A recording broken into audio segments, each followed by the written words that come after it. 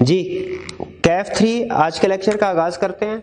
आज के लेक्चर में हम चैप्टर स्टार्ट करने जा रहे हैं, चैप्टर 6, और इसमें लर्निंग ऑब्जेक्टिव होगा हमारा 1 डिस्चार्ज ऑफ कॉन्ट्रैक्ट, जो आज के लेक्चर में हमने कवर करना है।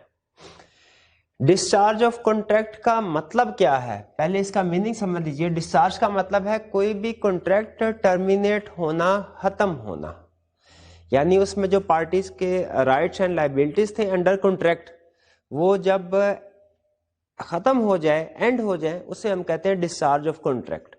डिस्चार्ज ऑफ कॉन्ट्रैक्ट के बाद फिर उस कॉन्ट्रैक्ट जो एग्रीमेंट होता है उसकी कोई हैसियत नहीं रह जाती। डिस्चार्ज ऑफ कोई भी कॉन्ट्रैक्ट जो है वो बहुत से तरीकों से टर्मिनेट हो सकता है।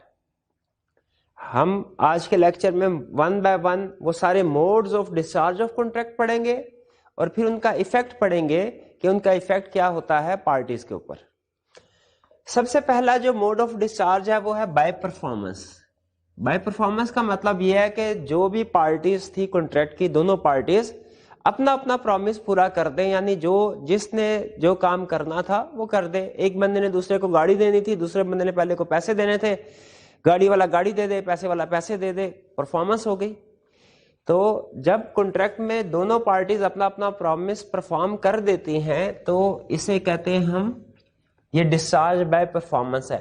ये एक तरह से हैप्पी एंडिंग है कॉन्ट्रैक्ट की, और ज्यादातर कॉन्ट्रैक्ट जो हैं वो इसी तरह डिस्चार्ज होते हैं बाय परफॉर्मेंस। लेकिन याद रखें इसमें दो पॉसिबिलिटीज हैं जो हम पढ़ चुके हैं, मैं सिर्फ आपको रिमाइंड करवा रहा हूं। एक एक्चुअल परफॉर्मेंस और एक अटेम्प्टेड परफॉर्मेंस यानी टेंडर।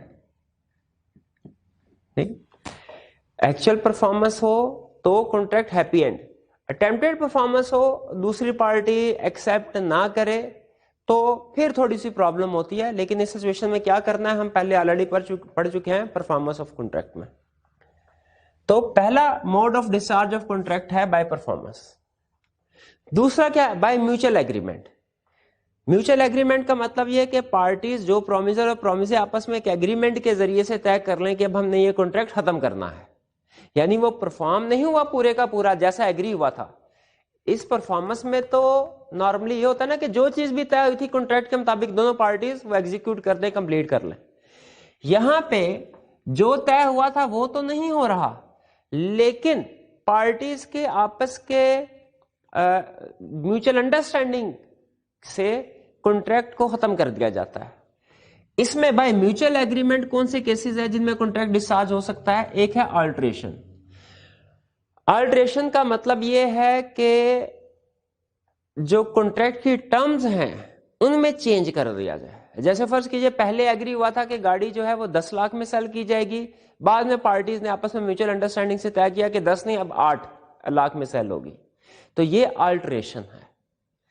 तो अगर हम अल्टरेशन करते हैं और टर्म्स ऑफ द कॉन्ट्रैक्ट में, जो टर्म्स ऑफ द कॉन्ट्रैक्ट, जो प्राइस वगैरह है, जो पेमेंट के मोड ऑफ पेमेंट है, पीरियड ऑफ पेमेंट है, किसी भी टर्म्स ऑफ द कॉन्ट्रैक्ट में जब चेंज किया जाए, तब्दीली की जाए, तो दोनों पार्टीज की अगर मंजूरी से की जाए तो वो होगी अल्टरेशन। अल्टरेशन से फिर जो ओरिजिनल टर्म्स हैं वो इन्फोर्सेबल नहीं रहती। अब जो अल्टर्ड टर्म्स है जिनके ऊपर दोनों पार्टीज ने एग्री किया दोबारा से, ये इन्फोर्सेबल होंगी।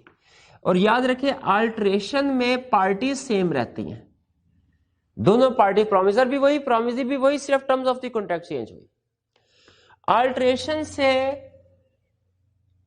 के बाद जो नेक्स्ट है वो है नोवेशन। नोवेशन का मतलब यह है कि जो पुराना कॉन्ट्रैक्ट हुआ था उसकी जगह पे, उसकी बजाय, पुराने कॉन्ट्रैक्ट की बजाय पुराना कॉन्ट्रैक्ट को कैंसिल करके नया कॉन्ट्रैक्ट किया जाता है, इसे नोवेशन कहा जाता है। अल्टरेशन में और नोवेशन में फर्क है। अल्टरेशन में तो टर्म्स चेंज हुई हैं, नोवेशन में पूरे का पूरा नया कॉन्ट्रैक्ट आ गया। आपने जैसे बाज़ औक़ात देखा होगा, अगर आप किसी बंदे को एक चेक देते हैं, उसके ऊपर अमाउंट लिखी आपने, फॉर एग्जाम्पल 1 लाख, बाद में आप उस अमाउंट को अगर चेंज करना चाहते हैं, 2 लाख करना चाहते हैं, उनका आपका और उसकी जो भी अंडरस्टैंडिंग थी उसकी बेस पे, तो आप 2 लाख सिर्फ अगर उसको क्रॉस करके 2 लाख लिख देंगे, ये भी अल्ट्रेशन है, लेकिन इसे कहा जाता है अनऑथोराइज्ड अल्ट्रेशन। जब तक आप उसके साथ अपने साइन नहीं करेंगे, उस अल्ट्रेशन का लीगल स्टेटस कोई नहीं है, वो चेक जो है वो जीरो हो गया। लेकिन जब आपने उसको काट के नई अमाउंट लिख दी, basically terms of the contract change कर दी और उसके साथ अपने साइन कर दिए, तो अब जो अल्ट्रेशन है ये ऑथोराइज्ड अल्ट्रेशन है।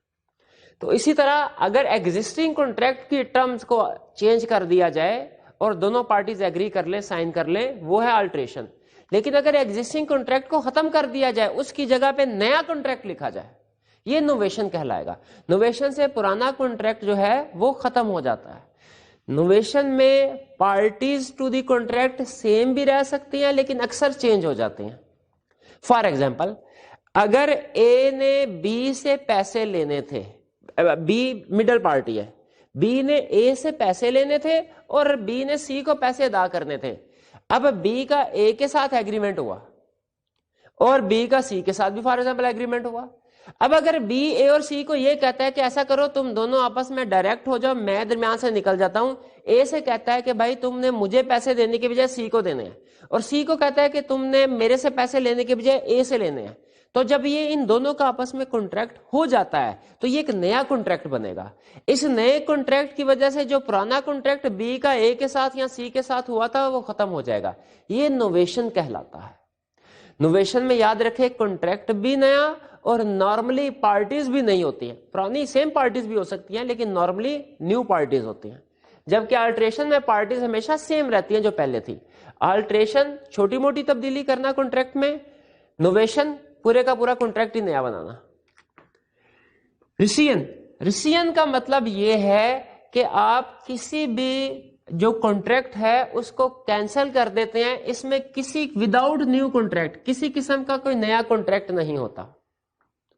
रिसियन, जैसे आपको याद होगा कि जब हमने फ्री कंसेंट का टॉपिक पढ़ा था तो उसमें स्टडी किया था कि जिस पार्टी की कंसेंट फ्री नहीं होती उसके लिए कॉन्ट्रैक्ट वाइडेबल होता है, और अगर चाहे तो उसको रिसेंड कर सकती है।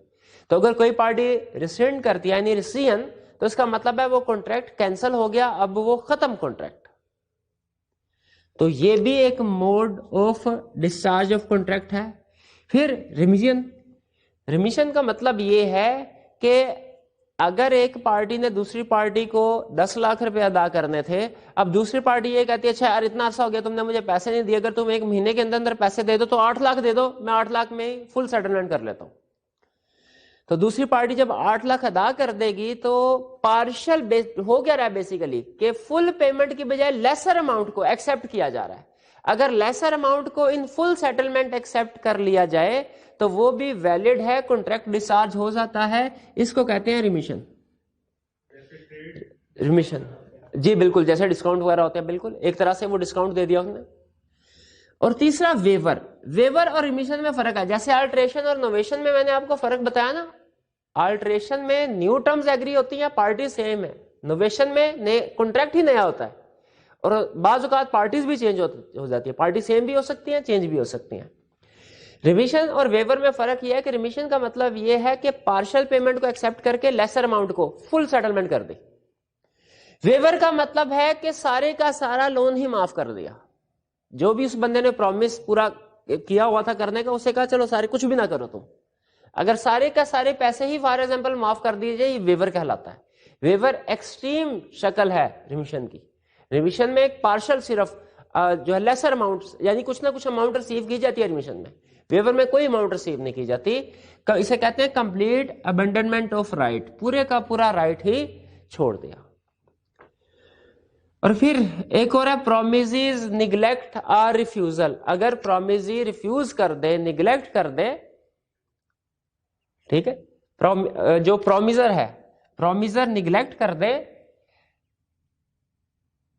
अपना प्रॉमिस पूरा करने से, एक मिनट है, ये प्रोमिसी सॉरी, प्रोमिसी का कोई निग्लेक्ट हो, जैसे फर्ज कीजिए प्रोमिसर और प्रोमिसी के दरमियान में, दो पार्टीज के दरमियान में तय ये पाया था कि आप मुझे लकड़ी सप्लाई करेंगे, मैं फर्नीचर बना के दूंगा। अब जिस बंदे ने फर्नीचर बनाना है वो तो प्रोमिसर है। अब प्रोमिसी अगर उसको टाइम पे लकड़ी सप्लाई नहीं करता तो ये प्रोमिसी का निग्लेक्ट है, या प्रोमिसी रिफ्यूज कर देता है बाद में कि जी मैंने अब जो है वो आपसे ये फर्नीचर नहीं बनवाना, तो प्रोमिसी के निगलेक्ट की वजह से या रिफ्यूजल की वजह से ये कॉन्ट्रैक्ट डिस्चार्ज हो जाता है। तो ये हमारे कुछ केसेस थे म्यूचुअल एग्रीमेंट के, जब म्यूचुअल दोनों पार्टीज की कंसेंट के साथ कॉन्ट्रैक्ट डिस्चार्ज हो जाता है।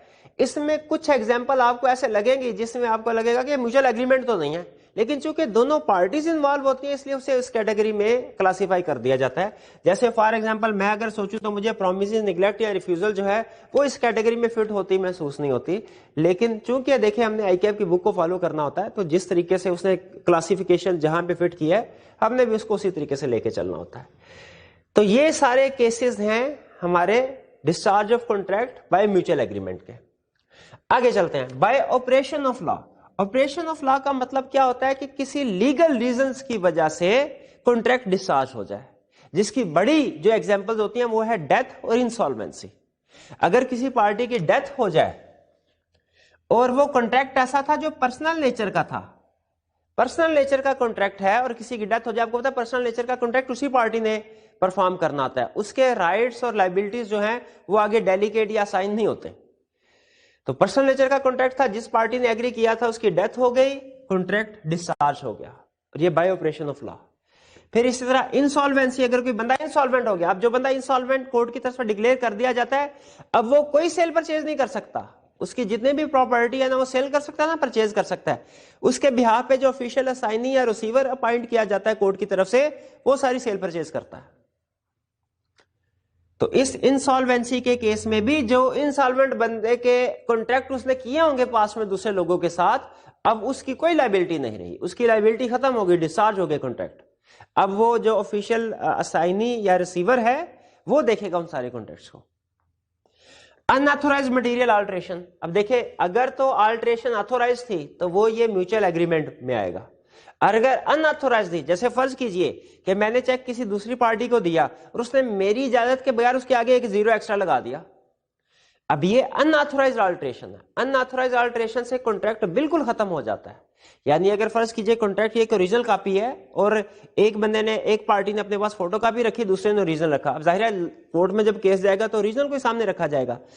ओरिजिनल में उसने कोई अल्टरेशन कर दी उस पार्टी ने, जिसका कि दूसरी पार्टी को कुछ अंदाजा नहीं, ये है अनऑथोराइज्ड अल्टरेशन। अनऑथोराइज्ड अल्टरेशन से कॉन्ट्रैक्ट खत्म हो जाता है, उसका लीगल स्टेटस कोई भी नहीं रहता। और सेम आइडेंटिटी, सेम आइडेंटिटी का मतलब यह है कि अगर प्रोमिसर और प्रोमिसी सेम हो जाए तो उस सूरत में भी कॉन्ट्रैक्ट खत्म हो जाएगा, डिस्चार्ज हो जाएगा। ये प्रोमिसर और प्रोमिसी की सिर्फ एक एग्जांपल है सेम आइडेंटिटी की। क्या कि जब कोई बिल ऑफ एक्सचेंज हो, फर्ज कीजिए मैंने किसी दूसरे बंदे को बिल ऑफ एक्सचेंज या प्रोमिसरी नोट दिया या चेक दिया, फर्ज कीजिए चेक भी नेगोशिएबल इंस्ट्रूमेंट की एग्जांपल है, चेक दिया, उसने आगे दूसरे बंदे को इंडोर्स किया, उसने आगे दूसरे बंदे को, ड्यू डेट पे जिस बंदे के पास चेक होगा मैंने उसको पेमेंट करनी है। अब फर्ज कीजिए वो चेक इंडोर्स होता मैंने एक बंदे से पैसे लेने थे, मेरा ही चेक वो बंदा मुझे दे दे, तो अब इसका मतलब क्या होगा कि अब उस चेक की पेमेंट करने वाला भी मैं हूं और उस चेक के ऊपर जिस पार्टी ने पैसे रिसीव करने वो भी मैं हूं। तो जब सेम आइडेंटिटी हो जाए तो कॉन्ट्रैक्ट कैंसिल हो जाता है, यानी वो डेबिट क्रेडिट समझ लीजिए कॉन्ट्रा हो जाएंगे, चेक का स्टेटस खत्म। तो ये हमारी एग्जांपल थी discharge of contract bye operation of law. अब आगे चलते हैं discharge of contract bye impossibility, कि कॉन्ट्रैक्ट को परफॉर्म करना इम्पॉसिबल हो गया। इम्पॉसिबिलिटी दो तरह से, दो टाइप से इम्पॉसिबिलिटी की, एक इनिशियल इम्पॉसिबिलिटी, एक सुपरवीनिंग इम्पॉसिबिलिटी। दोनों में फर्क क्या है? इनिशियल इम्पॉसिबिलिटी का मतलब है कि जिस टाइम पे कॉन्ट्रैक्ट हो रहा था उस वक्त ही वो काम करना इम्पॉसिबल था, ये होता है इनिशियल इम्पॉसिबिलिटी। सुपरवीनिंग इम्पॉसिबिलिटी का मतलब है सब्सीक्वेंट इम्पॉसिबिलिटी, यानी जिस वक्त कॉन्ट्रैक्ट हुआ उस वक्त तो वो वैलिड था लेकिन बाद में वो इम्पॉसिबल हो गया। फॉर एग्जाम्पल, इनिशियल इम्पॉसिबिलिटी के एग्जाम्पल है, फर्ज कीजिए ए और बी के दरमियान में एग्रीमेंट हो रहा था कि जो ए ने चाइना से चीजें इंपोर्ट की है जो भी समंदर में है, वो हफ्ते के बाद कराची के साहिल पे लगेंगी, वो ए बी को सेल करेगा। अब ए और बी दोनों को नहीं पता था कि जिस वक्त कॉन्ट्रैक्ट हो रहा था उस वक्त जहाज डूब चुका था जिसमें सामान आ रहा है। तो इसका मतलब है एट टाइम ऑफ कॉन्ट्रैक्ट ही उस कॉन्ट्रैक्ट को परफॉर्म करना इम्पॉसिबल था। यह है इनिशियल इम्पॉसिबिलिटी। इनिशियल इम्पॉसिबिलिटी में कॉन्ट्रैक्ट वाइड होता है, पार्टीज ने जो भी बेनिफिट लिए दिए होते हैं वो रिस्टोर करने होते हैं। लेकिन याद रखें, अगर इसमें एक पार्टी को पता है कि ये इम्पॉसिबल है, जैसे फर्ज कीजिए जो मिस्टर ए को पता है कि मेरा जहाज डूब चुका है, वो फिर भी उसे पैसों की जरूरत है और वो मिस्टर बी से एग्रीमेंट कर लेता है और एडवांस में कुछ पैसे ले लेता है। तो याद रखिए, अगर एक पार्टी को पता हो इम्पॉसिबिलिटी का, तो लॉ ये कहता है अब आपने सिर्फ ये नहीं कि कॉन्ट्रैक्ट वाइड हो गया, वो तो वाइड हो गया, बेनिफिट्स भी रिस्टोर हो गए। अब चूंकि एक पार्टी ने दूसरे को धोखा देने की कोशिश की है, तो ये पार्टी दूसरे को डैमेजेस पे करेगी। दूसरी पार्टी को जो भी नुकसान हुआ या इतना सा उसके पैसे इस्तेमाल किए, उसके ऊपर जो भी इंटरेस्ट बनता है, जो भी डैमेजेस हैं वो पे करने पड़ेंगे। ये एक तरह से फ्रॉड में कह सकते हैं आ जाएगा, लेकिन इसके ऊपर फ्रॉड की प्रोविजन नहीं लगानी। मैं आपको फ्रॉड की लफ्ज इसलिए बोला ताकि आपको पता चल जाए कि जो डैमेजेस अलाउ किए जा रहे हैं वो किस केस में किए जा, किस वजह से किए जा रहे हैं। ठीक है, इम्पॉसिबल होने की वजह से एग्रीमेंट वाइड होता है, परफॉर्म नहीं करना, बेनिफिट्स रिस्टोर करने हैं, वो सिंपल वाइड है। लेकिन अगर एक पार्टी को पता है कि इम्पॉसिबल था एट टाइम ऑफ कॉन्ट्रैक्ट और उसने जानबूझ के दूसरी पार्टी को नहीं बताया, तो फिर पहली पार्टी को डैमेजेस भी पे करने पड़ेंगे सेकंड पार्टी को। यह इनिशियल इम्पॉसिबिलिटी। फिर है सुपरवीनिंग इम्पॉसिबिलिटी। सुपरवीनिंग इम्पॉसिबिलिटी का मतलब है सब्सिक्वेंट टू द कॉन्ट्रैक्ट कोई इम्पॉसिबिलिटी राइज हो जाए। फॉर एग्जाम्पल क्या हो सकता है? Destruction of subject matter. A ने बी के साथ एग्रीमेंट किया कि मैं महीने बाद जो मेरा घोड़ा है मैं तुम्हें सेल कर दूंगा, 2 हफ्ते के बाद घोड़ा मर गया, डिस्ट्रक्शन ऑफ सब्जेक्ट मैटर। घर बेचने का एग्रीमेंट हुआ था, ड्यू डेट पे जब पोजेशन देनी थी उससे पहले घर में आग लग गई, डिस्ट्रक्शन ऑफ सब्जेक्ट मैटर। फिर डेथ और पर्सनल इनकैपेसिटी। जिस बंदे के साथ एग्रीमेंट किया था, पर्सनल नेचर का कॉन्ट्रैक्ट था, एग्रीमेंट था, जिस बंदे के साथ एग्रीमेंट किया बाद में सब्सिक्वेंटली उसकी डेथ हो गई, डेथ होगी तो वो इम्पॉसिबल हो गया कॉन्ट्रैक्ट। या पर्सनल इनकैपेसिटी, फॉर एग्जांपल कोई पेंटर था, उसे हमने कहा था कि भाई तुम हमारे लिए पेंटिंग बनाओ एक, लेकिन जो ड्यू डेट थी पेंटिंग बनाने की, डिलीवर करने की, उससे पहले आरे में उसका हाथ आ गया, हाथ कट गया। अब ये क्या, डेथ तो नहीं हुई, लेकिन पर्सनल इनकैपेसिटी, अब नहीं बना सकता, वो पेंटिंग नहीं बना सकता। तो ये भी सुपरवीनिंग इम्पॉसिबिलिटी का केस है। अच्छा, वैसे डेथ वाला केस यहां पे भी कवर हुआ है, लेकिन हमने क्या करना, हमने जैसे ICAP ने जो कंसेप्ट जिधर अप्लाई किया हुआ है हमने उसको वैसे याद करना है। डुप्लीकेशन हो रही है कोई मसला नहीं। एलियन एनिमी, ये हमने पहले कंसेप्ट पढ़ा हुआ है कि अगर किसी फॉरेनर के साथ एग्रीमेंट किया है और एग्रीमेंट होने के बाद, एग्रीमेंट किया पीस डेज में, एग्रीमेंट होने के बाद दोनों कंट्रीज के दरमियान में वार छिड़ गई, जंग हो गई, तो फिर वो एलियन एनिमी बन जाएंगे और जो कॉन्ट्रैक्ट है वो सस्पेंड, खत्म। इलीगैलिटी, सब्सिक्वेंटली जिस वक्त एग्रीमेंट हो रहा था उस वक्त तो लीगल था। जैसे फर्ज कीजिए जिस वक्त एग्रीमेंट हो रहा है उस वक्त तो गवर्नमेंट ने कहा है कि जी आप पंजाब से सिंध में चीनी को ले जा सकते हैं, कोई इशू नहीं है, लेकिन बाद में गवर्नमेंट ने बैन लगा दिया कि पंजाब से चीनी जो है वो सिंध में नहीं जाएगी फॉर एग्जांपल, या सिंध से जो गंदम है वो पंजाब में नहीं आएगी। अगर गवर्नमेंट इस तरह का कानून पास कर देती है तो ये फिर एट टाइम ऑफ कॉन्ट्रैक्ट था वो लीगल था, सब्सिक्वेंटली इलीगल हो गया।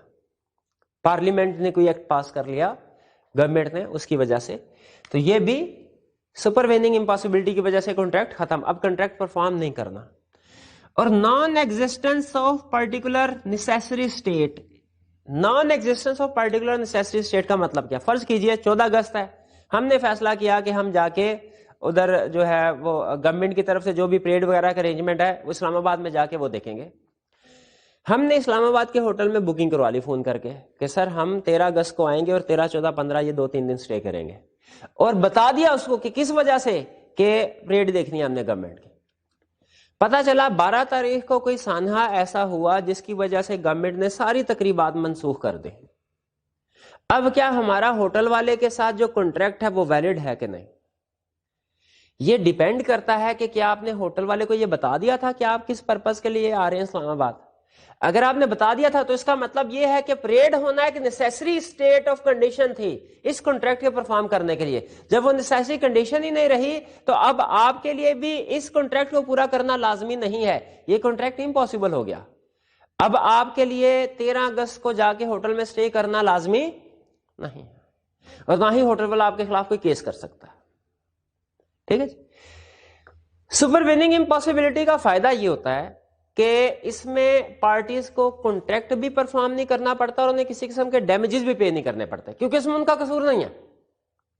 जैसे एक पार्टी ने दूसरी पार्टी को एग्रीमेंट किया, मैं कोई घोड़ा बेचूंगा, घोड़ा 15 दिन के बाद मर गया, तो इसमें उस पार्टी का कसूर नहीं। हालांकि अब कॉन्ट्रैक्ट पूरा नहीं हुआ होगा। नॉर्मली रूल क्या है कि अगर कॉन्ट्रैक्ट हुआ और दो पार्टीज ने आपस में उसके टर्म्स को पूरा नहीं किया, तो जो एग्रीड पार्टी है वो डैमेजेस क्लेम कर सकती है दूसरी पार्टी से, लेकिन इम्पॉसिबिलिटी की वजह से नहीं।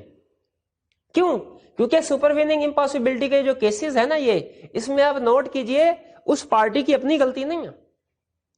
हाँ, लॉ एक जगह पे कहता है कि अगर उस पार्टी ने अपनी वजह से इसको इम्पॉसिबल बना दिया हो, जैसे उसने घोड़े को जहर का इंजेक्शन लगा दिया, घोड़ा मर गया, है तो अब भी इम्पॉसिबल, लेकिन अब उसके फॉल्ट की वजह से है, अब ये डैमेजेस पे करेगा जिसने खिलाफ वर्जी किया। लेकिन अगर घोड़ा बीमार होकर मर जाए जिसमें उसका फॉल्ट नहीं है, तो फिर कोई डैमेजेस पे नहीं करने पड़ते। नॉर्मल रूल के नॉर्मल रूल ध्यान में रखिएगा, क्योंकि हमारा जो नेक्स्ट लेक्चर है ना, वो इसी कंसेप्ट के ऊपर बेस कर रहा है कि अगर कॉन्ट्रैक्ट एक्चुअली परफॉर्म हो जाए बहुत अच्छी बात है, लेकिन अगर कॉन्ट्रैक्ट एक्चुअली परफॉर्म नहीं होता, किसी और रीजन की वजह से डिस्चार्ज होता है, तो इसमें अगर किसी एक पार्टी का फॉल्ट हो तो दूसरी पार्टी उससे डैमेजेस क्लेम करती है। अब हमने फिर ये देखना होता है कि डिस्चार्ज के कौन से केस में डैमेजेस अलाउ किए जाते हैं, कौन से केस में डैमेजेस अलाउ नहीं किए जाते। तो ये मैंने आपको सामने कुछ एग्जांपल रखे, इनमें डैमेजेस अलाउ नहीं किए जाएंगे, ये वैलिड रीजन है, कॉन्ट्रैक्ट डिस्चार्ज हो जाएगा। ये वैलिड रीजन नहीं है, ये सुपरवीनिंग इम्पॉसिबिलिटी में नहीं आती, ये जो दूसरी लिस्ट है। और ये दोनों लिस्ट आपने ध्यान से पढ़नी है, एक एक सिचुएशन को, एक एक एग्जांपल को, क्योंकि किसी भी एग्जांपल वो केस स्टडी की शक्ल में एग्जाम में पूछ सकता है। तो वो कौन से केसेस है, ये तो मैंने आपको एग्जांपल बताई ना, वो कौन से केसेस है जब कॉन्ट्रैक्ट डिस्चार्ज हो जाता है। अब एग्जांपल आपके साथ डिस्कस कर रहा हूं, वो कौन से केसेस हैं जब कॉन्ट्रैक्ट डिस्चार्ज नहीं होता इम्पॉसिबिलिटी की वजह से। वो है स्ट्राइक, लॉकआउट्स वगैरह, ठीक है, जब हड़तालें वगैरह हो जाए, इसकी वजह से कॉन्ट्रैक्ट डिस्चार्ज नहीं होगा, सुपरवीनिंग इम्पॉसिबिलिटी नहीं है। स्टिल अब देखें, फर्ज कीजिए आप जाएं किसी दर्जी को कपड़े दे ईद पे सिलवाने के लिए, चांद रात को जाए, ओके सर कपड़े नहीं सिले, वो जो मेरा काम करने वाला वर्कर था ना, कारीगर, मेरा उसके साथ झगड़ा हो गया था, उसने हड़ताल की और वो निकल गया, अब वो नहीं आ रहा। अब बताइए कि क्या इसको हम इम्पॉसिबिलिटी कहेंगे? हम कहें भाई तुम्हारा कसूर है, अगर वो मजदूर हड़ताल पे चले गए हैं, 2 4 8 10 जितने भी हैं, तो आप दूसरों से काम करवा लेते हैं। ये वैलिड रीजन नहीं है सुपरवीनिंग इम्पॉसिबिलिटी की। फिर डिफॉल्ट ऑफ थर्ड पार्टी, अगर किसी थर्ड पार्टी की वजह से वो कॉन्ट्रैक्ट पूरा नहीं कर सका, फॉर एग्जाम्पल हमने उसे कॉन्ट्रैक्ट दिया था फर्नीचर बनाने के लिए, और वो बंदा कहता है कि सर मैंने जिस बंदे से लकड़ी खरीदनी थी उसने वादा किया था, लेकिन उसने मेरे साथ वादा पूरा नहीं किया, उसने लकड़ी लेट डिलीवर की, इस वजह से मैं टाइम पे आपको कॉन्ट्रैक्ट डिलीवर नहीं कर पा रहा। अब बताइए थर्ड पार्टी के फॉल्ट की वजह से हुआ, क्या इसे सुपरवीनिंग इम्पॉसिबिलिटी कह सकते हैं? नहीं, हमारा इसे कोई लेना देना नहीं। डिफिकल्टी ऑफ परफॉर्मेंस, अगर कॉन्ट्रैक्ट परफॉर्म करना डिफिकल्ट हो जाए, फॉर एग्जाम्पल हम उसके पास गए, हाँ भाई हमारा फर्नीचर नहीं बनाया, ओके सर लकड़ी बहुत महंगी हो गई, मैं इंतजार कर रहा हूं जब लकड़ी सस्ती होगी ना तब आपको फर्नीचर बना के दूंगा। क्या difficulty of performance valid reason है? नहीं। अगर रॉ मटेरियल महंगा होने की वजह से कोई कॉन्ट्रैक्ट प्रॉफिट की बजाय लॉस मेकिंग बन जाए, तो क्या प्रोमिसर ये कह सकता है कि ये इम्पॉसिबल हो गया मेरे लिए, अब मैं इस कॉन्ट्रैक्ट को पूरा नहीं करूंगा? प्रोमिसर नहीं कह सकता, ठीक है। कमर्शियल इम्पॉसिबिलिटी का मतलब क्या है कि कॉन्ट्रैक्ट प्रॉफिट की बजाय लॉस मेकिंग हो जाए। तो एक दफा कॉन्ट्रैक्ट हो गया ना, अब किसी को चाहे प्रॉफिट हो उससे या चाहे लॉस हो, उसने पूरा करना है, और अगर कोई पूरा नहीं करता तो दूसरी पार्टी क्या कर सकती है? सू कर सकती है।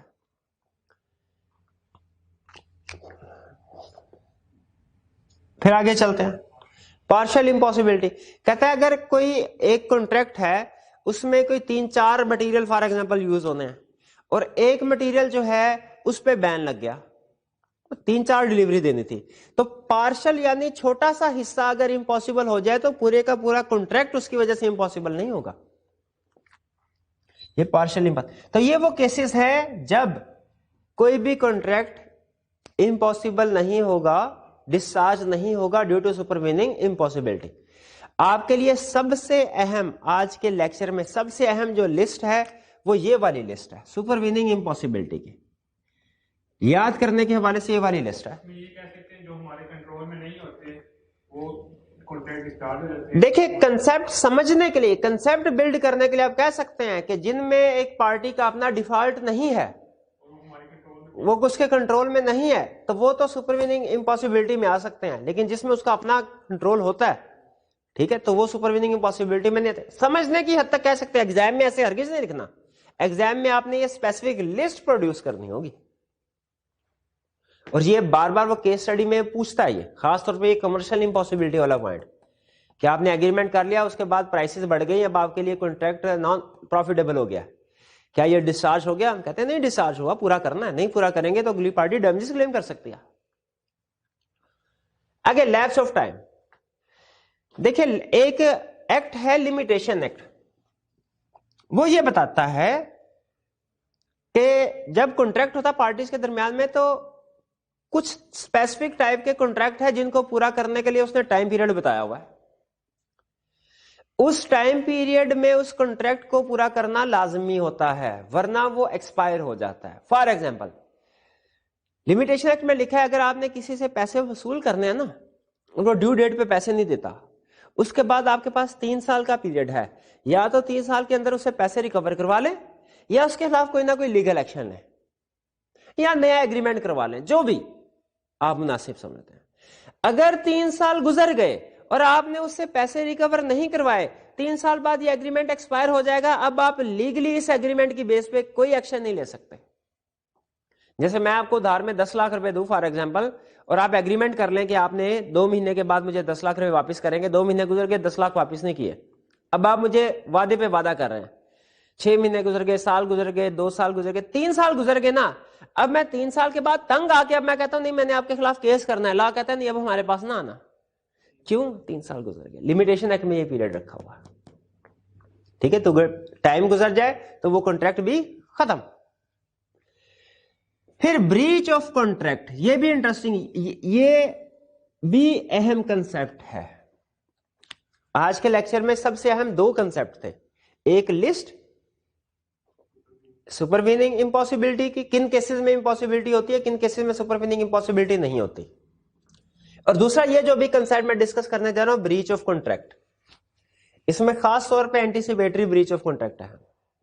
ब्रीच ऑफ कॉन्ट्रैक्ट का मतलब क्या है कि दूसरी पार्टी ने कह दिया कि जो मैंने नहीं पैसे देने तुम्हें, मैंने अपना कोई जो प्रॉमिस किया था मैंने पूरा नहीं करना, जो तुमने करना कर लो, ठीक है, स्ट्रेट अवे रिफ्यूज कर दे। ये होता है ब्रीच ऑफ कॉन्ट्रैक्ट। इससे भी कॉन्ट्रैक्ट खत्म। ब्रीच ऑफ कॉन्ट्रैक्ट में कौन सी टाइप्स क्या है? 2 टाइप्स हैं। मैं अब आपको टाइप्स बताऊंगा ब्रीच ऑफ कॉन्ट्रैक्ट और इनकी कॉन्सिक्वेंसेस बताऊंगा क्या होता है। एक टाइप है एंटीसिपेटरी ब्रीच और एक है एक्चुअल ब्रीच। एक्चुअल ब्रीच का मतलब क्या है? मैंने 1 तारीख को आपके साथ वादा किया कि 20 तारीख को राइस डिलीवर करूंगा, 20 तारीख आगे मैं आपको राइस डिलीवर नहीं कर सका, यह है एक्चुअल ब्रीच। इसके कॉन्सिक्वेंसेस क्या होंगे? डिपेंड करता है टाइम एसेंस है या टाइम एसेंस नहीं है। और आपको याद होगा हमने ये पहले पढ़ा हुआ है, टाइम एसेंस हो तो कॉन्ट्रैक्ट वाइडेबल हो जाता है, टाइम एसेंस नहीं है कॉन्ट्रैक्ट वाइडेबल नहीं होता, लेकिन डैमेजेस पे करने होते हैं।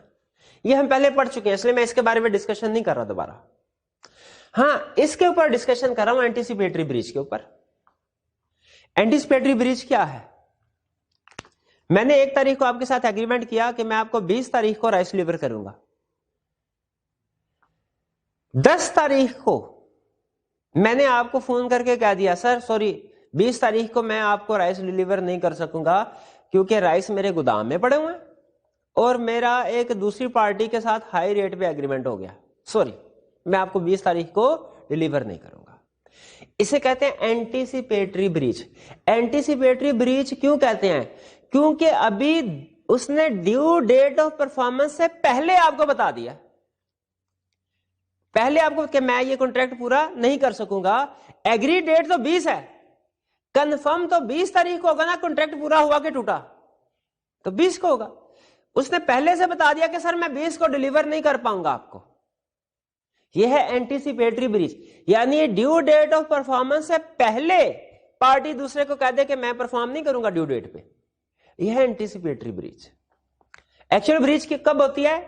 Eight due date. एंटीसिपेटरी कब होती है? Before due date. इसमें जो प्रोमिसी है ना, प्रोमिसी, उसके पास दो ऑप्शन है अब।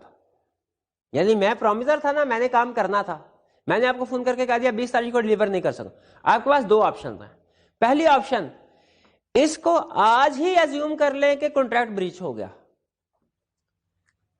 रिसेंड द कॉन्ट्रैक्ट, आज ही कॉन्ट्रैक्ट कैंसिल कर लें और मेरे खिलाफ केस फाइल करें कि सर डैमेजेस क्लेम करवाए मुझे, इससे डैमेजेस लेके दे। ला कहेगा अच्छा डैमेजेस चाहिए, बिल्कुल तुम्हारा हक है, कितने डैमेजेस मिलेंगे, किस रेट से एग्री हुआ था? सर 100 रुपए पर केजी। मार्केट में इस वक्त रेट क्या चल रहा है? 110 रुपए। ला क्या करेगा? 10 रुपए पर केजी के हिसाब से आपको डैमेजेस अदा कर देगा। ऐसे ही होना चाहिए ना, जिस डेट को ब्रीच हुआ है उस डेट का जो रेट होगा उसके हिसाब से। पहले तो मुझे बताइए, ला का जो डैमेजेस पे करने का तरीकाकार है वो आपको अच्छा लगा कि नहीं? कि उसने हवाई फिगर नहीं कही। हवाई, आप अखबारों वगैरह में पढ़ते होंगे, हद की इज्जत का दावा किया 100 अरब रुपए का। वो कुछ पता नहीं होता कि वो बाद में वो सिर्फ खबर लगती है, उसके बाद केस चला नहीं चला, फैसला पानी, वो आज तक खबर नहीं आती उसकी, डिसीजन हुआ कि नहीं हुआ। लेकिन इसका यह मतलब नहीं है कि हर केस में आप जितने डैमेजेस चाहे क्लेम कर सकते हैं, ये रूल नहीं होता डैमेजेस का। डैमेजेस नेक्स्ट टॉपिक में हम पढ़ेंगे, नेक्स्ट लेक्चर में। डैमेजेस का रूल ये होता है कि आप जाके कोर्ट को बताते हैं कि सर मुझे कितना नुकसान हुआ, कोर्ट उसको देखती है वो रीजनेबल है कि नहीं फिगर। अगर वो रीजनेबल हो, एक्चुअल लॉस है, रीजनेबल अमाउंट है, तो फिर कोर्ट वो वाली अमाउंट आपको डैमेजेस के तौर पर पे करवाती है। ये नहीं कि मेरी मर्जी, कॉन्ट्रैक्ट उसने बंदे ने तोड़ा तो मेरी मर्जी, मैं को मुझे 20 लाख दो, नहीं नहीं नहीं। हाँ, सिचुएशन को देख के एक्चुअली जितना लॉस हो वो कंपनसेट किया जाता है। तो इसी तरह लॉ ने अब आपको डैमेजेस पे करने हैं, तो जहन क्या कहता है, आपको कितना नुकसान हुआ, कि अब अगर आपको मार्केट से उतने ही चावल खरीदने पड़ेंगे तो वो कितने के खरीदने पड़ेंगे, उसमें आपको जितना डिफरेंस होगा वो पे करना पड़ेगा। लेकिन याद रखें इस केस में डिफरेंस कब का होगा? जिस दिन कॉन्ट्रैक्ट सेंड किया गया है उस दिन की मार्केट प्राइस और जो कॉन्ट्रैक्ट में एग्री हुई थी उस प्राइस। कॉन्ट्रैक्ट में 100 एग्री हुई थी, इस वक्त मार्केट 110 है, तो 10 रुपए पर पेजी के हिसाब से डैमेज। अच्छा, दूसरी ऑप्शन आपके पास क्या है कि आप इंतजार करें, आप करें नहीं 20 तारीख तय हुई थी ना, जरा 20 तारीख तो आने दो, 20 तारीख को मैं फैसला करूंगा। आपने इस कॉन्ट्रैक्ट को ट्रीट कर लिया एज ऑपरेटिव। आपने उस बंदे को ये नहीं कहा कि मैंने ब्रीच कर दिया, रिसेंड कर दिया, ये नहीं कहा, आपने कहा मैं वेट करता हूं। अब अगर वेट करेंगे तो फिर क्या होगा? 20 तारीख को ये कॉन्ट्रैक्ट ब्रीच समझा जाएगा, 20 तारीख को ब्रीच होगी, 10 तारीख को नहीं। इस केस में ब्रीच ऑफ कॉन्ट्रैक्ट कब हुई? 10 को। इसमें जब आपने इसको ऑपरेटिव कंसीडर कर लिया 20 को। अब जो डैमेजेस आपको अदा किए जाएंगे वो कौन से होंगे? डिफरेंस जो कॉन्ट्रैक्ट प्राइस है उसका और मार्केट प्राइस जो किस दिन की होगी? 20 की। क्लियर? लेकिन याद रखें, अब आप सोच रहे होंगे कि यार ये अच्छा है, अगर एंटीसिपेटरी ब्रीच हो ना 10 तारीख को तो हम देख लें, अगर उस चीज की कीमत बढ़ रही है ना तो फिर इंतजार कर लेना बेहतर है, ताकि 20 तारीख को हाई प्राइस पे पैसे मिले। जैसे नॉर्मली लोग गोल्ड का अगर एग्रीमेंट करते हैं एक दूसरे के साथ तो वो कहते हैं अच्छा यार इंतजार कर लेते हैं, गोल्ड की कीमत ऊपर ही जाएगी ना, 10 दिन बाद कोई 8-10 हजार ज्यादा ही मिलेंगे, इंतजार कर लेते हैं। लेकिन लॉ कहता है इस ऑप्शन में 2 कबाहतें भी हैं, रिस्क भी है। क्या? पहली कबाहत यह कि अगर उस अरसे के दरमियान में दूसरी पार्टी का माइंड चेंज हो गया, यानी गोल्ड प्राइस नीचे चली गई फॉर एग्जांपल, उसने परफॉर्म कर दिया, आप ये नहीं कह सकते कि भैया पहले तो तुमने कहा था तुम नहीं परफॉर्म कर सकते, नहीं, क्योंकि कॉन्ट्रैक्ट का स्टेटस उस वक्त ऑपरेटिव है, ऑपरेटिव है तो परफॉर्म कर सकता है सब्सिक्वेंट। और दूसरा ये कि फर्ज कीजिए उसके गोदाम में आग लग गई और वो जिस चीज का एग्रीमेंट हुआ था राइस का वो जल गए, कौन सा केस हुआ? सुपरविनिंग इम्पॉसिबिलिटी। क्या अब वो पार्टी ये कह सकती है कि जी सुपरविनिंग इम्पॉसिबिलिटी हो गई, सुपरविनिंग इम्पॉसिबिलिटी का बेनिफिट लिया जा सकता है? लॉ कहता है यस लिया जा सकता है। इसका मतलब है इस केस में आप डैमेजेस क्लेम नहीं कर सकेंगे पर, तो इसमें ये थोड़ी रिस्की है, डबल एज वेपन है। इसमें फायदा भी आपको हो सकता है कि कीमतें बढ़ रही है ना, तो आप इंतजार कर लें, एक्चुअल जो डेट तय हुई थी परफॉर्मेंस की उस दिन को जाके आप कॉन्ट्रैक्ट और सेंड करें, ब्रीच ऑफ कॉन्ट्रैक्ट हो। लेकिन इसमें नुकसान क्या हो सकता है कि उस पार्टी के पास, दूसरी पार्टी के पास भी ऑप्शन है फिर कि वो इस पीरियड में अगर कॉन्ट्रैक्ट माइंड बदले, वो कॉन्ट्रैक्ट परफॉर्म कर ले, आपको एक्सेप्ट करना पड़ेगा। या अगर सुपरवीनिंग इम्पॉसिबिलिटी हो जाती है तो फिर वो पार्टी बिल्कुल ही डिस्चार्ज हो जाएगी, आप उसे 1 रुपया भी डैमेजेस के तौर पे वसूल नहीं कर पाएंगे। क्लियर हो गया ये कंसेप्ट? इसमें 2 बता दिया आपको, रिस्क बता दिया, फायदा भी बता दिया, ट्रीट एज ऑपरेटिव का। तो बहरहाल एंटीसिपेटरी ब्रीच में आपके पास 2 ऑप्शंस होती हैं। कौन कौन सी 2 ऑप्शन? चाहे तो उसी वक्त रिसेंड कर लें, चाहे उसे ऑपरेटिव ट्रीट करें ड्यू डेट ऑफ परफॉर्मेंस तक। ये थे हमारे ब्रीच ऑफ कॉन्ट्रैक्ट के केसेस, डिस्चार्ज ऑफ कॉन्ट्रैक्ट के cases, sorry discharge of contract के केसेस थे। तो डिस्चार्ज ऑफ कॉन्ट्रैक्ट के मोड्स कितने हैं? By performance, discharge by performance, by mutual agreement, by operation of law, by impossibility, by lapse of time, by breach of contract. Exam में आपसे पहले वो बड़ा क्वेश्चन भी पूछा करता था क्या, कि बताइए what are the modes of discharge of contract. तो हमने सारे उसको हेडिंग्स देके एक एक 2-2 लाइनों में एक्सप्लेन करने होते थे मार्क्स के लिहाज से। लेकिन अब जो रिसेंट उसका फोकस है वो बेसिकली पूरा क्वेश्चन नहीं पूछ रहा, वो इसमें से कोई एक पॉइंट को पूछ लेगा। फॉर एग्जांपल शायद लैप्स ऑफ टाइम का पूछ ले आपसे, या आपसे कहे ब्रीच ऑफ कॉन्ट्रैक्ट, या कहे एंटीसिपेटरी ब्रीच का इफेक्ट क्या है ये बताओ, या कहे बताओ कौन से केसेस हैं जबकि सुपरवीनिंग इम्पॉसिबिलिटी डिस्चार्ज हो जाते हैं पार्टीज अपनी रिस्पॉन्सिबिलिटी से, और कब डिस्चार्ज नहीं होती, या बाय ऑपरेशन ऑफ लॉ के क्या किया, म्यूचुअल एग्रीमेंट। कोई एक पार्ट को फोकस करके आपसे रिप्रोडक्शन का क्वेश्चन भी पूछ सकता है, या किसी एक पार्ट को लेके केस भी बना सकता है। जो केस ज्यादातर बना रहा है वो सुपरवीनिंग इम्पॉसिबिलिटी के ऊपर बना रहा है, और इसके बाद दूसरे नंबर पे एंटीसिपेटरी ब्रीच का। तो ये हमारा लर्निंग ऑब्जेक्टिव 1 था। अब इसके आइए कुछ पास्ट पेपर्स के क्वेश्चन की प्रैक्टिस कर लेते हैं।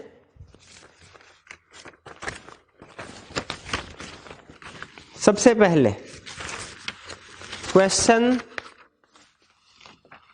1, state the grounds in which a contract is discharge by supervening impossibility. जी, कौन सी सिचुएशन ग्राउंड्स है जिनमें सुपरवीनिंग इम्पॉसिबिलिटी की वजह से कॉन्ट्रैक्ट डिस्चार्ज हो जाता है? ये सारी आपने लिखनी है। Question 2, under the provisions of Contract Act 1872, list any 5 circumstances in which parties to contract are not absolved from performance of their contractual obligation on ground of supervening impossibility। supervening impossibility को underline करें और not absolved को underline करें। not absolved का मतलब जो not discharged। तो कौन सी वाली लिस्ट पूछ रहा है? ये वाले cases when parties are not discharged। Question 3, what are the effects of supervening impossibility in the performance of a contract? supervening impossibility का परफॉर्मेंस पे क्या इफेक्ट होता है? supervening impossibility आ जाए, क्या पार्टीज ने अपने रिस्पॉन्सिबिलिटी पूरी करनी है? नहीं, कॉन्ट्रैक्ट डिस्चार्ज हो गया। ठीक है, हाँ, जो उन्होंने एक दूसरे से बेनिफिट्स लिए होंगे वो रिस्टोर करने हैं कि नहीं?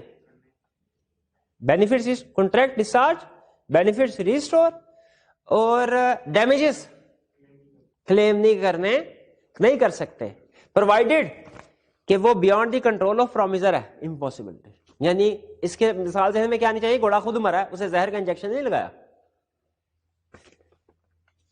Question 4, what is meant by discharge of a contract? Discharge of contract का मतलब क्या? Termination, rights and liabilities come to an end. Briefly describe the modes of discharging of contract by mutual agreement under contract act. कौन से? और सिर्फ यही situation बतानी है, म्यूचुअल एग्रीमेंट वाली बात की नहीं बतानी। Question 5, define actual and constructive और एंटीसिपेटरी ब्रीच ऑफ कॉन्ट्रैक्ट। अच्छा, ये चले दूसरा नाम भी आ गया, एंटीसिपेटरी ब्रीच को कंस्ट्रक्टिव ब्रीच भी कहते हैं, कंस्ट्रक्टिव ब्रीच ऑफ कॉन्ट्रैक्ट भी कहते हैं। What are the consequences of breach of contract? उसने एक्चुअल भी पूछा है और कंस्ट्रक्टिव भी पूछा। एक्चुअल के कॉन्सिक्वेंसेस क्या हैं? डिपेंड करता है टाइम एसेंस है कि नहीं है। और एंटीसिपेटरी के कॉन्सिक्वेंसेस क्या है? डिपेंड करता है आपने उसे रिसेंड करना है या ऑपरेटिव कंसीडर करना। Clear? Question 6, In the light of the Contract Act 1872, explain the term novation. Also narrate the difference between novation and alteration. Novation का मतलब क्या है? नया कॉन्ट्रैक्ट आ जाता है, इसमें पार्टी सेम भी हो सकती है, डिफरेंट भी हो सकती है। अल्टरेशन में क्या होता है? टर्म्स में चेंज आ जाता है, पार्टी सेम रहती हैं।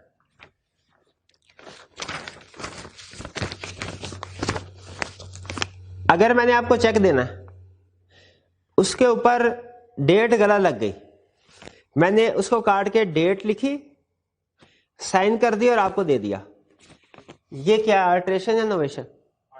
अल्टरेशन। और अगर डेट गलत आ गई और मैंने बजाय ये कि डेट को करेक्ट करूं, वो चेक वापस लेके उसकी जगह नया चेक आपको दिया, novation. Question 7, case studies. Is the promisor absolved from performing the contract in following cases? ये पिछले केस में भी absolved का लफ्ज पढ़ा था हमने पिछले क्वेश्चन में। absolved का मतलब डिस्चार्ज। क्या इन केसेस में जो पार्टी है वो डिस्चार्ज हो गई है कॉन्ट्रैक्ट से? A music hall was agreed to be let out on certain dates, but before those dates it was destroyed by fire. Supervening impossibility। कौन सा case? Destruction of subject matter. इसका मतलब पार्टी ने अपनी एब्जॉल्व हो गई, अब उसने पूरा करना जरूरी नहीं है, डैमेजेस अता करने हैं उसने।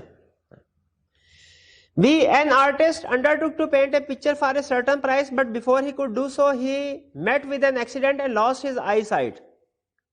ये पिक्चर बनानी थी लेकिन एक्सीडेंट हो गया, पर्सन इनकैपेसिटी। पर्सन, इसे डॉक्ट्राइन ऑफ फ्रस्ट्रेशन का नाम भी दिया जाता है। C, A entered into a contract with B on 1st March for the supply of certain imported goods in the month of September of the same year.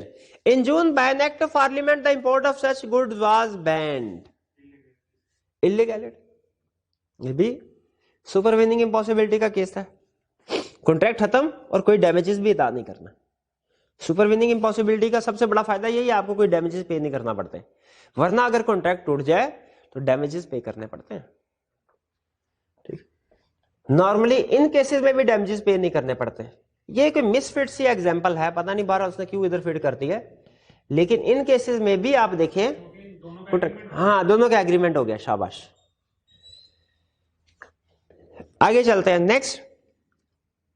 D, a contracts to marry B, being already married to C and being forbidden by law to which he is subject to practice polygamy। जी वो कह रहा है कि A B के साथ agree करता है शादी करने का, हालांकि उसकी पहले से शादी हो गई है, और जिस लॉ में वो ऑपरेट करते हैं, यानी जो लॉ उन पे अप्लाई होता है, उनमें एक से ज्यादा शादी नहीं हो सकती। तो ये इसका मतलब है इलीगल। इलीगैलिटी की वजह से ये इम्पॉसिबल है और कॉन्ट्रैक्ट वाइड। हाँ उसको पहले से पता है, तो अब वो, हाँ अगर उसको पता है, अगर उस पार्टी को पता है कि इम्पॉसिबल था, तो फिर वो डैमेजेस पे करेगा इम्पॉसिबिलिटी का। हाँ जी, ये इनिशियल इम्पॉसिबिलिटी का केस है बिल्कुल। E, A promises B for valuable consideration to put back the life of a dead relative of B by some supernatural powers, but fails to keep up his promise। Initial impossibility, हाँ जी बिल्कुल initial impossibility है। अगर उसे पता था कि ऐसा होना मुमकिन नहीं है एक पार्टी को, उसने दूसरे को बेवकूफ बनाया, तो उसे डैमेजेस भी पे करना पड़ेगा। A agreed to sell to B the entire crop of apples growing in his field. After the agreement was made, a sudden frost destroyed the crop. Supervening impossibility, classic example उसकी। Question 8. A owes B a sum of rupees 5,000. C, who is A's friend, pays B rupees 2,000. B accepts the amount in full satisfaction of his claim against A. Will this payment discharge A from whole debt? इसमें दो decision करने हैं, दो issues हैं। पहला, क्या promiser जिसने पैसे अदा करने थे उसकी बजाय कोई दूसरा बंदा परफॉर्म कर दे प्रॉमिस को, तो क्या ये वैलिड होगी परफॉर्मेंस उस प्रॉमिसर की तरफ से? इसका जवाब है यस। अगर प्रॉमिसर की बजाय कोई दूसरा बंदा उस कॉन्ट्रैक्ट को परफॉर्म करे और प्रॉमिस ही एक्सेप्ट कर ले, उसको एक्सेप्ट कर ले, तो फिर ये वैलिड है। हाँ जी बिल्कुल, म्यूचुअल एग्रीमेंट में आ गया कि दोनों एग्रीड हैं, तो ठीक है एक्सेप्ट कर सकते हैं। और दूसरा, 3,000 अदा करने थे, उसने कहा 2,000 दे तो फुल सेटलमेंट समझूंगा मैं, ये कौन सा केस होगा? Remission. Question 9. In July 2020, RS entered into a contract with RR to build a house for a fixed sum of rupees 10 million. Owing to unexpected shortage of skilled labor and of certain material, the contract took 24 months to complete instead of the 12 months expected and cost about 12.5 million. जी cost भी बढ़ गई, time भी ज्यादा लग गया, shortage हो गई थी मटेरियल की. RS contended that the contract had been frustrated and that he was entitled for the cost actually incurred. Advise RR. RS ये कहता है कि जी अब ये कॉन्ट्रैक्ट जो है ये तो इम्पॉसिबल हो गया था क्योंकि प्राइस बहुत ज्यादा बढ़ गए थे, अब आप मुझे ज्यादा प्राइस दे ना. हाँ, डिफिकल्टी या अनप्रॉफिटेबल होना कमर्शियल इम्पॉसिबिलिटी वैलिड रीजन नहीं है डिस्चार्ज ऑफ द कॉन्ट्रैक्ट की. कॉन्ट्रैक्ट वैलिड है और उन्हीं टर्म्स के मुताबिक काम करना पड़ेगा जो ओरिजिनली तय हुई थी. Question 10. By a contract dated 6 September 2020, a seller agreed to sell groundnuts for shipment from Port Sudan during November 2020 to Belfast. At the date of the contract, अच्छा इसमें मैं कहानी आपको बता देता हूँ क्या है. वो कह रहे एग्रीमेंट हुआ कि हम आपको समंदर के रास्ते से एक चीज पहुंचाएंगे. जिस दिन जो चीज पहुंचानी थी उस दिन तो उस जगह पे सैलाब वगैरह, सैलाब क्या कहें, वो तूफान आ रहे थे, रास्ता बंद कर दिया था गवर्नमेंट ने. अब एक दूसरा रास्ता था जहां से चीजें डिलीवर की जा सकती थी, लेकिन उसमें पैसे बहुत ज्यादा लगने थे. तो जो सप्लायर जिसने एग्री किया था सप्लाई देने का, उसने कहा, उसने सप्लाई नहीं की. अब बताइए क्या ये कॉन्ट्रैक्ट वैलिड है कि डिस्चार्ज हो गया इम्पॉसिबिलिटी की वजह से? डिस्चार्ज नहीं हुआ क्योंकि दूसरा रास्ता मौजूद है. दूसरा रास्ता मौजूद, ये बिल्कुल ऐसे है जैसे गवर्नमेंट के पे मोटरवे से आप लोग सामान लेकर नहीं जा सकते. वो कहे ये तो सुपरवीनिंग इम्पॉसिबिलिटी होगी. नहीं नहीं नहीं, जीटी रोड से तो जा सकते हो ना. ठीक है, अगर गवर्नमेंट बिल्कुल ही बैन कर दे, किसी भी जगह से नहीं जा सकते, फिर सुपरवीनिंग इम्पॉसिबिलिटी हो सकती है. हाँ, जिसमें कुछ ना कुछ कोई रास्ता है पॉसिबल, लेकिन उसमें पैसे ज्यादा लग रहे हैं, तो वो परफॉर्म करना है, फिर उससे छुट्टी नहीं होगी. Question 11. A contracts to marry B in 2 year time. Shortly afterwards, he breaks off the engagement without B's consent. B writes, अच्छा मुझे बताइए कॉन्ट्रैक्ट टू मैरी वैलिड है कि वॉइड है? कॉन्ट्रैक्ट टू मैरी वैलिड है, कॉन्ट्रैक्ट नॉट टू मैरी ये void है. तो ये बिल्कुल वैलिड कॉन्ट्रैक्ट है. पिछले केस में अगर हम उस कॉन्ट्रैक्ट को चेंज करके हम म्यूचुअल एग्रीमेंट से थोड़ा सा हमको कहीं रिवीजन कर दें या फिर, देखिए म्यूचुअल एग्रीमेंट से तो आप जो भी करना चाहें कर सकते हैं. जैसे अगर उन्हें उस पार्टी को लगा कि यार अब उधर से मुश्किल हो जाएगा सामान लेके जाना, वो दूसरी पार्टी से फोन पे बात कर ले कि सर मुश्किल हो गया, थोड़ा सा आप कॉन्ट्रैक्ट पैसे बढ़ा दें. एग्री हो जाए तो ठीक है, जो भी टर्म्स एग्री हो जाएंगे वो एप्लीकेबल होगी. लेकिन अगर दूसरी पार्टी एग्री नहीं करती, दूसरी पार्टी ने भी तो लॉ पढ़ा होगा ना, उसको भी पता होगा कि अब मेरे ऊपर लाजमी नहीं है, तो वो कहेगी नहीं नहीं सर आप हमें डिलीवर करें. अगर ये रेट कम हो जाते तो क्या आप हमसे कम पैसे लेते? जी कॉन्ट्रैक्ट. शॉर्टली आफ्टरवर्ड्स ही breaks off the engagement without B's consent. B writes repeatedly begging him to adhere to the contract. Just before the expiry of 2 years, a change in law makes it illegal for A to marry B. On the expiry of 2 years, B sues A for the breach of contract. Will she succeed? A ने B से marriage का contract किया, उसके बाद A ने कहा कि मैंने मैरिज नहीं करनी. B को चाहिए था उसी वक्त उसके खिलाफ एंटिसिपेटरी, 2 साल के बाद शादी करनी थी. B को क्या चाहिए था? उसी वक्त उसके खिलाफ एक्शन ले लेती. ठीक है, breach of contract, anticipatory breach का केस है. लेकिन उसने कॉन्ट्रैक्ट को रिसेंड नहीं किया, कह रहा वो तरले मिनते करते रहे. फिर उसके बाद जब ड्यू डेट आने से पहले लॉ पास हो गया कि अब ए और बी की शादी नहीं हो सकती, वो लॉ की कोई नेचर होगी इस तरह की जो भी थी, अब इम्पॉसिबल हो गया, इलीगल. अब मुझे बताइए क्या अब ब्रीच ऑफ कॉन्ट्रैक्ट का केस फाइल किया जा सकता है पार्टी के खिलाफ? नहीं किया जा सकता. ठीक है, नहीं किया जा सकता. Next, question 12. Respond to the following independent scenarios under the provisions of Contract Act 1872. कह रहा है Imran traders entered into 1 year contract with Minhas Oil Limited for the supply of gravels for their extraction projects in Badin at a fixed price of rupees 30,000 per dumper.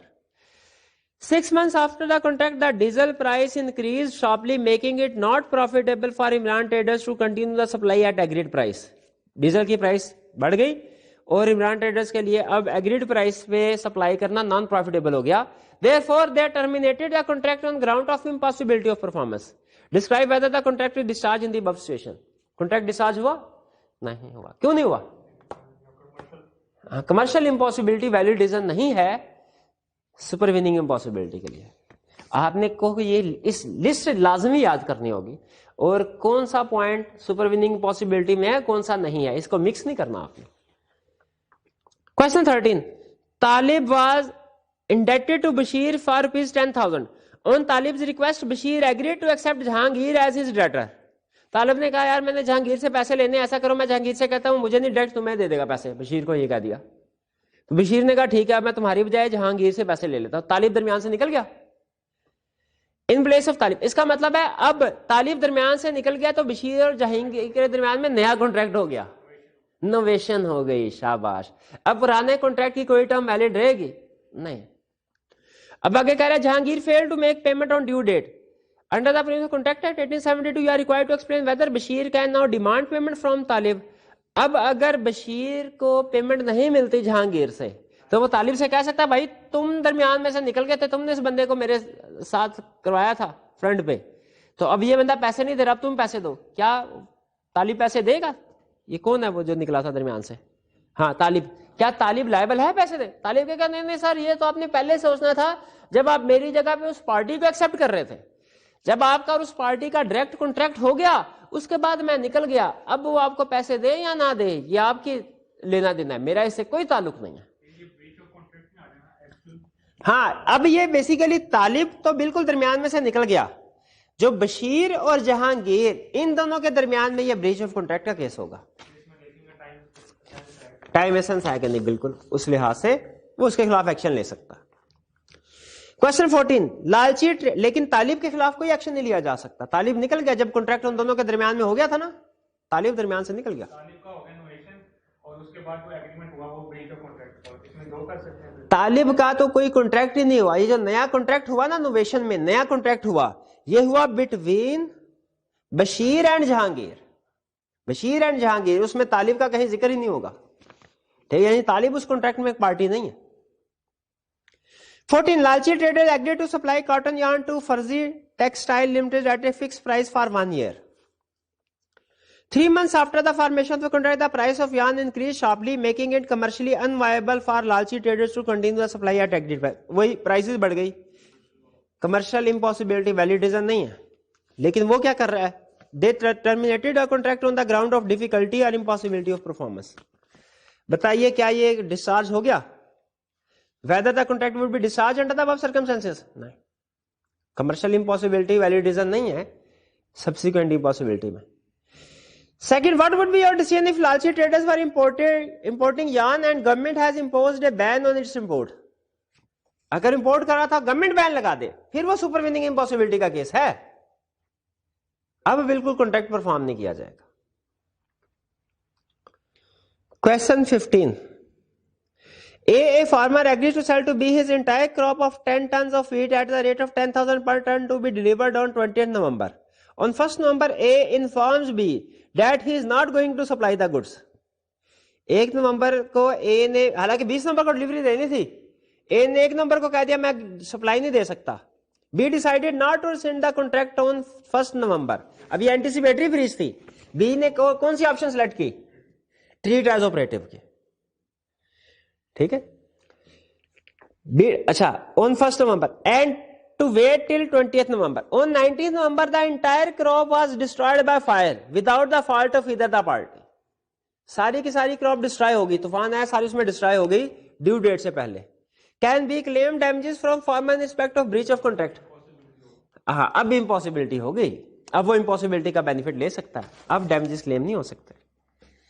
जो question 16 है ये हमने पहले किया हुआ है, ये वही सिंगर वाला है जो छठे नाइट में उसने सिंगिंग की बजाय उसने एब्सेंट हो गया था और वो कॉन्ट्रैक्ट वाइडेबल हो गया था, लेकिन बाद में जो रेस्टोरेंट का मालिक था उसने उसको रेटिफाई कर लिया। ये हमने पहले डिस्कस की हुई है क्वेश्चन 16 की केस स्टडी। तो ये पार्ट 1 हमारा इस चैप्टर का कंप्लीट हुआ, उसके साथ ही हमारा आज का लेक्चर भी यहाँ पे खत्म हुआ। नेक्स्ट लेक्चर में इंशाल्लाह हम रेमेडीज के बारे में स्टडी करेंगे। आज का लेक्चर यहाँ पे खत्म करते हैं। अल्लाह हाफिज।